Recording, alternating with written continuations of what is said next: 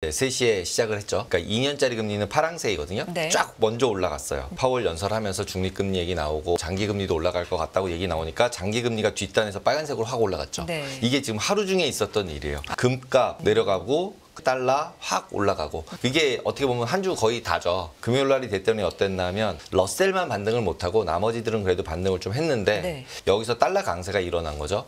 금리가 계속 높은 상태가 되면 부도나는 회사들 조그만 회사들 많아질 거고 이러면 경기가 진짜 나빠지는 거잖아요. 그러다 보니까 러셀이 제일 많이 빠진 거고 네. 그다음에 IT에 대한 물음표를 던지니까 나스닥이 빠진 거고 네. 다운사이드 아래쪽으로 매수하는 사람들이 되게 많아졌어요. 이번 주 만기는 4,200, 4,250, 4,300 쪽의 매수가 이렇게 많아졌어요. 과거에는 네. 보통 이렇게 많지 않았었잖아요. 나스닥 같은 경우는 이런 옵션 쪽에도 매수가 많아요. 그러니까 이번 주 같은 경우는 박스장일 거라고 또 생각은 하고 있는 거죠. 14,000 같은 게 확 늘어난 걸로 네. 보면 확 빠지는 거는 무섭다. 그냥 프리미엄 받으면서 수익을 보겠다라는 네. 쪽으로 옵션은 포지션이 돼 있다. 이렇게 보시면 될 거예요.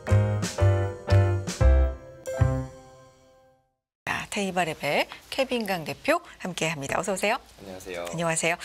말씀드린 것처럼 참 힘든 중반부터 해서 한 주가 이렇게 지나갔고 또 한 주를 맞게 됐는데 매매 동향 한번 보겠습니다. 오늘은 전체적으로 어떤 주제로 얘기 나눠볼까요? 네, 일단 전주 리뷰를 먼저 네. 해보시죠.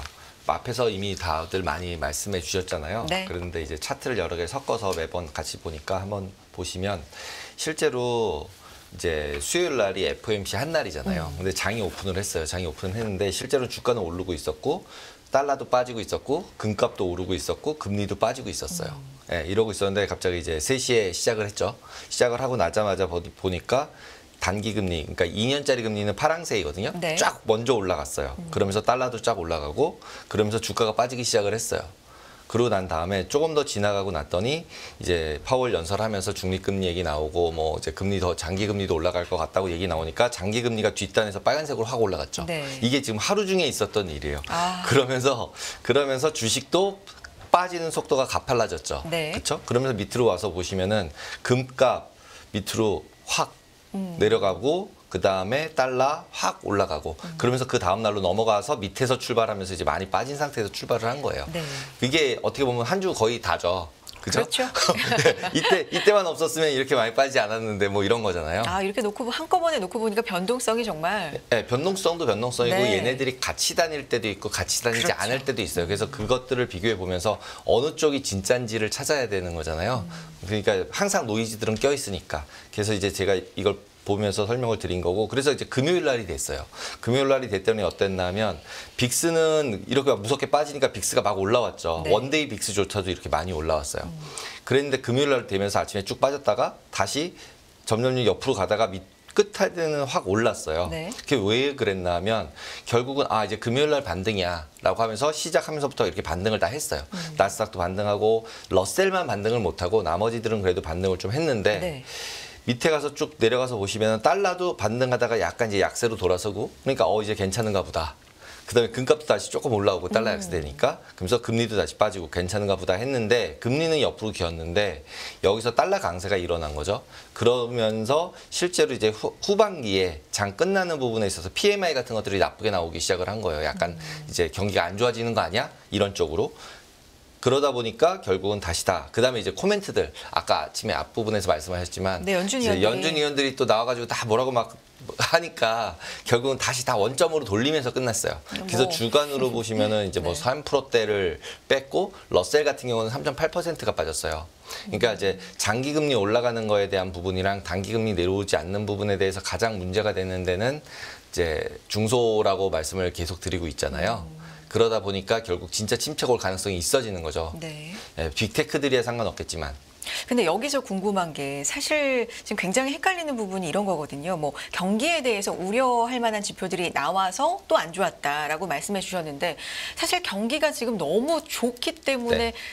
금리가 높게 더 오래 그러니까 물가를 잡겠다라는 목표 하나로 뭐 그렇게 단순하게 보자면 그런 거 아닙니까? 그러면 경기가 조금 쿨다운 되는 것도 호재로 작용할 수 있지 않나요? 이제는 침체입니까 또? 그러니까 이제 네. 여기서 장기금리 얘기는 왜 자꾸 나오나 하면 네. 기본적으로 장기금리가 높다는 얘기고 단기금리를 낮추지 못할 상황이 발생을 하면 결국은 이제 문을 닫거나 부채 비율이 높은 데가 망할 수밖에 없잖아요. 그러면 이제 그렇게 해서 망하기 시작을 하면 그건 어떻게 해결할 방법이 없잖아요. 그러니까 그것들을 우려를 하는 거죠. 지금 이제 노동이 좋은 부분들, 그 다음에 경기가 어느 정도 살아나고 있는 부분들이 있다라고 계속 얘기를 하고 있는데 지금 어떻게 보면 노동 부분만 강력한 거지 PMI나 뭐 이런 부분들은 그렇게 좋은 건 아니거든요. 근데 전반적으로 봤을 때 미국만을 보면은 뭐 리딩 인디케이터도 좋아지고 있고 전반적으로는 경기가 나쁘다고 얘기할 수가 없어요. 진짜로 골디락스 같거든요, 보기에. 네. 예. 그렇기 때문에 실질적으로 돈이 다 미국으로 가고 있었던 거고 그래서 달러가 강세인 거고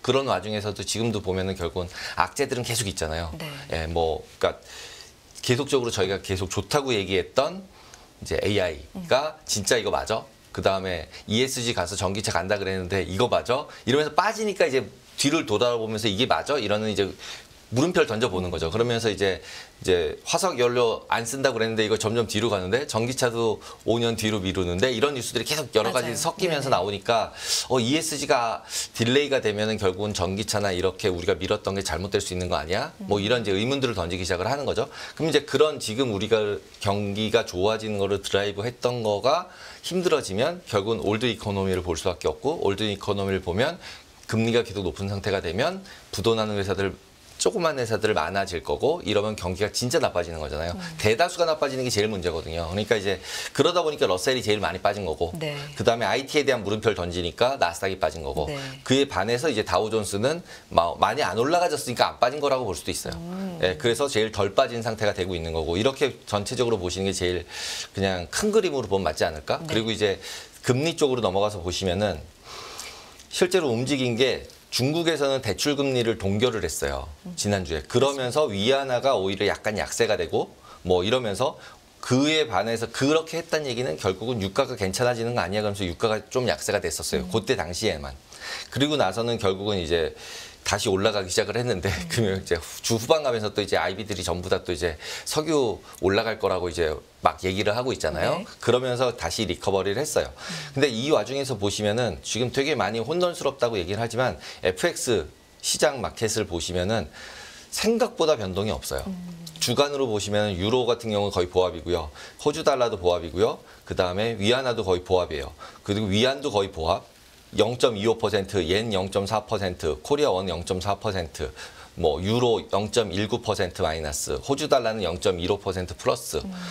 그 막 난리가 난 것 같이 막 얘기를 하고 그러네요. 있지만 네. 별로 크게 안 움직였다는 거예요. 의외로 FX 시장은.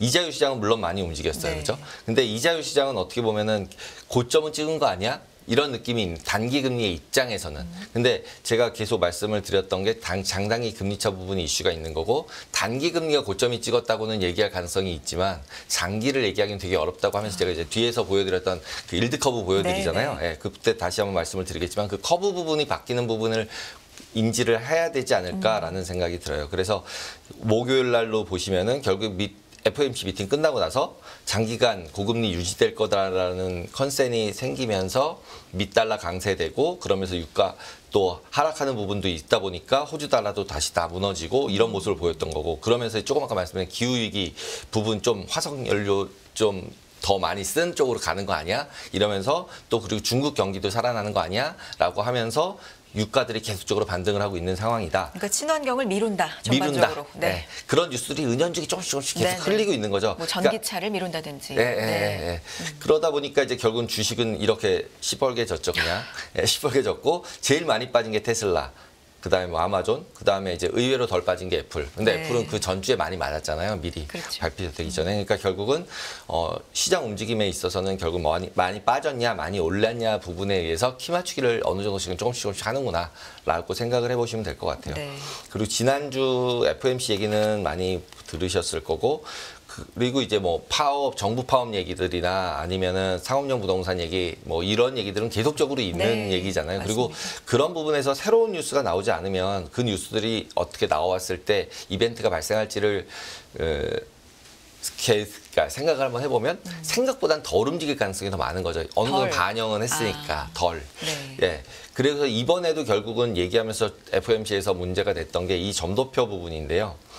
이게 제가 이제 이 왼쪽 부분은 그 다음에 요 옆에 제가 빨간색으로 사각형 친 게 후예요. 네. 예, 후라는 게 이제 9월 FOMC에서 바꾼 건데 네. 결론적으로 이슈가 보면은 2023년도 부분에서는 뭐 크게 움직인 것 같지 않잖아요. 물론 위로 한 칸 더 올리는 부분에 점이 많이 찍힌 건 있지만 위에 있었던 세 부분이 다 이제 아래로 내려오셨잖아요. 그러니까 이제 이거 2023년도 버리는 거죠. 이제 되든지 말든지. 예. 그러면 이제 뒷단을 가서 보니까 2024년도 단에서도 밑에 있는 것들이 위로 많이 올라갔다라는 그렇죠. 부분이 있고 거기에 여러 명이 다 왔다는 건데 이 부분에서도 이제 이런 거 이제 미디엄 만들 때 위에 상위 3개 찍은 거, 하위 3개 찍은 건 버리거든요. 극단적인 것들은 네, 버리고 네. 그 표에서도 한번 보시면은 네. 맨쪽에 레인지를 정할 때는 그 상위 위에 거 아래 걸 버려요. 네. 여러 명이 하는 이유가 네. 상단 하단 있는 분들 3분씩 버린다는 거니까 버리는 걸로 생각했을 때는 미디엄 값은 약간 올라간 정도인 거고 여기서 의외로 위에 있는 3분이 없어졌어요. 점식은 3분은 얘기는 안 하지만 위에 있는 3명이 없어졌고 네. 밑으로 내려왔죠. 그러니까 컨센이 어느 정도 맞춰지고 있다는 거죠, 이제. 그러니까 이제 여기서 무슨 뭐 6%, 7%, 8%뭐 이렇게 갈 거는 아니다라고는 이제 다 인지가 되고 있는 상황이라는 거죠. 그다음에 25년도도 문제가 되는 게 위로 너무 많이 올라갔잖아요. 근데 너무 아니라고 얘기는 하지만 24년도, 25년도 보면 1년밖에 차이 안 나는데 여기서부터 이렇게 내려간다는 얘기는 금리를 왕창 내린다는 얘기고 그걸 이제 덜 내리는 쪽으로 사람들이 가고 있는 거잖아요. 그러다 보니까 이제 스테이 롱고라는 게 이런 걸로 해석을 한 거죠. 네. 그래놓고 이제 26년도 거 찍어보니까 의외로 많이 내려가 있었어요. 26년도는. 25년도에 비해서. 그러니까 은연중에는 이 부분은 적용이 되고 있는 거고 26년도에 대한 부분은 사람들이 안 쳐다보고 있는 거라는 거죠. 여기 밑에 찍은 거 보면은 26년도는 이렇게 나죠? 이런 생각이 들거든요. 중요한 건 그러니까 내년이랑 후년까지를 보고 지금 지금은 장기를 자꾸 보는 이유가 롱텀 부분이 지금 맨 왼쪽에 있는 거 원래 롱텀은 아무도 안 봤었어요. 점도표에서. 근데 지금 자꾸 롱텀 얘기를 하잖아요. 그게 뭐냐면 위에 거 3개를 빼버리고 나면은 밑에 있는 거 위에 거 3개를 빼버리고 난 다음에 거를 미디언으로 보는데 네. 지금 바뀐 걸 보면은 밑에 있었던 두 사람 그러니까 2개의 점이 맨 위로 올라가 버렸잖아요. 그러니까 3개를 빼버렸을 때의 중간값이 많이 올라와요. 그러니까 이런 부분들을 가지고서 결국은 생각을 하다 보면 금리가 장기 금리가 계속 올라오겠는데라고 생각을 하는데 그래서 이제 차트 FOMC 그 페드와치 쪽으로 가서 보시면은 네. 그래서 결국은 지난주와 지지난주 사이를 보면은 결국은 이 15일 날 FOMC 전에는 이렇게 생겨 있다가 다 한 칸씩 움직여가지고 위로 움직였고요. 그 다음에 6.25도 보여졌어요. 0.1%지만. 원래 이쪽 게 없어지고 이쪽 게 한 칸씩 네, 생겼어요. 네. 그 다음에 지금 보시면은 그래도 그 당일날 나오고 그 다음날은 12월 같은 경우는 5.0에 있었어요. 그래도 금요일자에서는 다시 내려왔어요. 아래로. 한 칸 더 아래로. 그래서 3번, 원래 2번으로 바뀌었다가 3번이나 하는 걸로 지금 바뀌어 있는 상태예요. 그러니까 이거는 계속 이 맨 끝은 계속 왔다 갔다 하겠구나라고 생각할 수 있잖아요. 그죠? 그리고 제가 말씀드린 커브가 이 부분이에요. 계속 보여드렸던 커브인데, 지난주와 지지난주 사이를 딱 보시면 앞부분은 큰 변동이 없죠. 짧은 쪽은. 어차피 아까도 버렸다라고 제가 표현을 했지만 어차피 되든지 말든지 이제 여기서 큰 변화가 없을 거라고 인정한 거고 그럼 뒷부분인데 이 뒷부분은 그러면 어떻게 할 거야 라고 생각을 해보면 이 뒷부분이 올라오는 게 장기금리가 올라올 거라고 생각하면서 올린 거잖아요. 네. 그러면서 이제 뭐 얘기를 끌어낸 건 뭐 중립금리가 어떻고 인플레이션 타겟이 어쩌고 뭐 기대 인플레이션 얘기 많이 나오는데 저도 그 단어들이 되게 많이 혼용돼서 있구나 이런 생각이 어제 들더라고요. 그래서 내일은 한번 그 부분을 한번 정리를 한번 해보았으면 좋겠다는 생각이 네. 들었고 그리고 이제 지금 여기에서 사람들이 보통 장기금리랑 채권 투자를 할 때 재투자 위험이라는 걸 생각을 해요.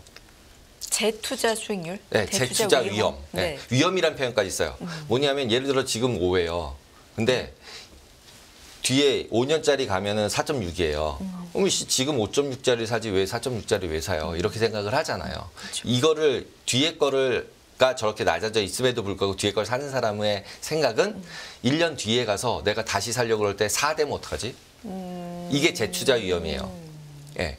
그러니까 뒤에 가서 10년 뒤에 가서 금리가 지금보다 훨씬 낮아져 있는 상태에서 만기가 된 다음에 그걸 다시 살 때는 얼마에 사야 되지? 이걸 고민을 해야 되거든요. 네. 왜냐하면 기관 투자가랑 개인 투자가랑 다른 점이 뭐냐면 제가 그래서 TMF나 이런 거를 할 때 생각을 잘해야 된다고 만기 부분을 잘 고민해야 된다고 말씀을 드렸던 부분이 그런 부분이에요. 그러니까 이제 재투자를 할 때 그러니까 금리가 내려갈 것 같으면 지금 긴 걸 사놔야 되는 거죠. 예, 평균으로 사야 되니까.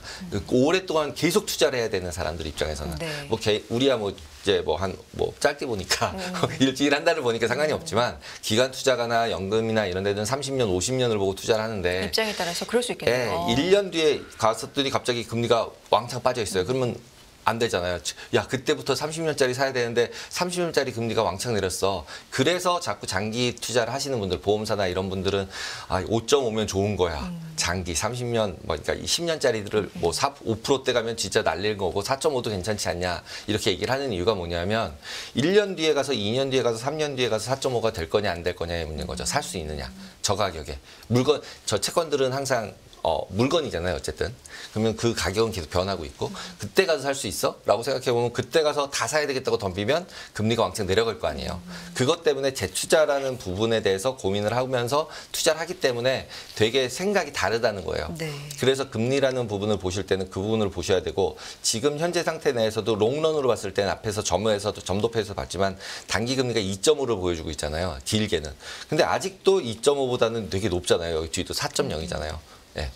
그게 이제 중립금리 기대 인플레이션을 반영했고 중립금리는 이제 인플레이션도 없고 디플레이션도 없는 금리고 말은 이렇게 하는데 이게 되게 섞여 있고 기대 인플레이션, 인플레이션 타겟 이런 게 섞여 있어요. 그러니까 내일 그 용어 정리를 좀. 네, 용어 정리를 네. 좀 한번 해보면서 이 얘기를 조금 더 해보면 좋지 않을까라고 생각이 들고요. 네. 그리고 지금 보시면 장단기 금리차는 보시다시피 계속적으로 줄어들고 있죠.